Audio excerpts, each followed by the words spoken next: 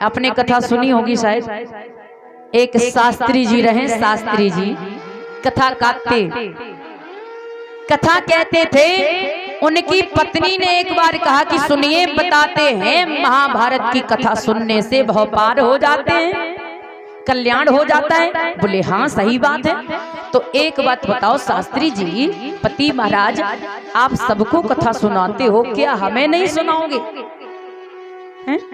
हमें नहीं सुनाओगे? तो पत्नी महारानी से शास्त्री जी बोले जरूर सुनाएंगे। घर के शास्त्री चाहे जब कथा कराए ले, कल सोमवार का दिन है, कल ही कथा कराए ले। अब शास्त्री जी की पत्नी ने लिपाई करी, पुताई करी, साफ सफाई करी, जैसे ही सवेरो भो। अब शास्त्री लोगों को टाइम का चुक्कम होता है, तो बिन्ने एक ही दिन की कथा कही। और जब कथा प्रारंभ भई और उस समय उन्होंने शॉर्ट में सुनाई। पहला प्रसंग शुरू हुआ, पहला प्रसंग सुनाया। सुनिए हमारे गांव के लोगों, सब लोग जुड़े हुए थे। उनकी एक बेटा भी था, एक बेटी थी, सब बैठे पास में और कहते सुनो मेरे गांव के लोगों, मेरे श्रोताओं, एक बार की बात है, महाभारत की युग की बात है कि एक महान महिला हुई है जिसको द्रौपदी के नाम से जानते, जिनके 5 पति थे। कितने? 5 पति थे। बोलिए फलाने फलाने की। कथा प्रसंग खत्म। दूसरा अध्याय शुरू हुआ। बोले और एक महान, महाभारत की युग की बात है, एक और महान महिला हुई है जिसको कुंती के नाम से जानते हैं, जिन्होंने शादी नहीं हुई थी, कुंवारे पे ही एक लड़के को जन्म दिया जिसका नाम कर्ण रखा गया। बोलिए फलाने फलाने की। हम कहीं कह दें है? अध्याय खत्म। तीसरा अध्याय शुरू हुआ। आप सुनिए ध्यान से, बड़ा सुंदर कथा प्रसंग आ रहा है आपके जीवन के लिए, बड़ा अच्छा मैसेज देगा।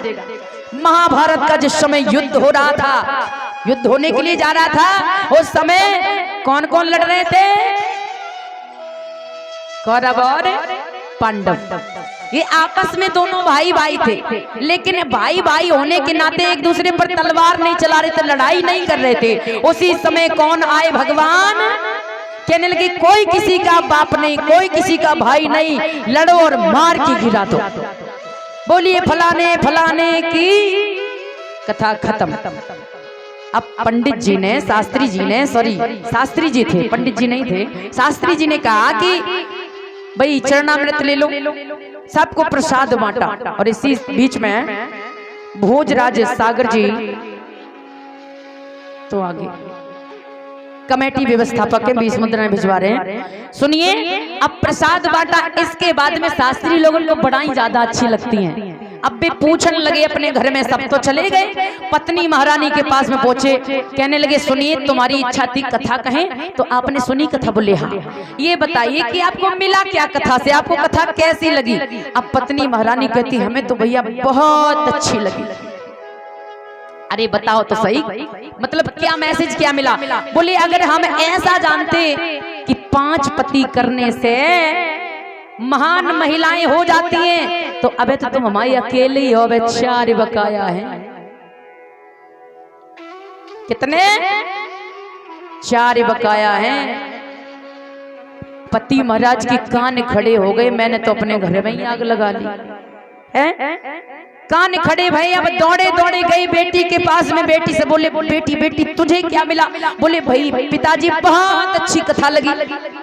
अगर हमें ऐसा जानते कि ऐसा कार्य करने से महान हो जाती हैं, तो अब तक हम एक ना 4 पैदा कर देती संतानें।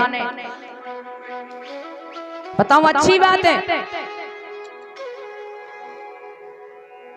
कोई माँ बहन बेटी गलत कदम उठा जाए, शादी ना हो, बहन गलत कदम उठा जाए, ऐसा कर्म करें, तो नाम होता है बदनाम होते हैं। अब और ज्यादा उनकी दिल की धड़कनें बढ़ गई, अब परेशान। बताओ हमने अच्छी कथा सुनाई, घर में ही आग लगाए ले।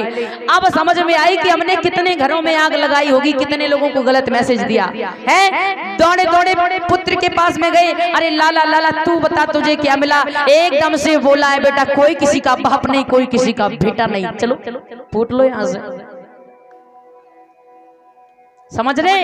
यानी जो कथा हमारे आचरण को सुंदर ना बना सके, जो कथा हमारे आचरण को सुधार ना सके, वो हमारा कल्याण क्या कर सकती है? कहना चाहेंगे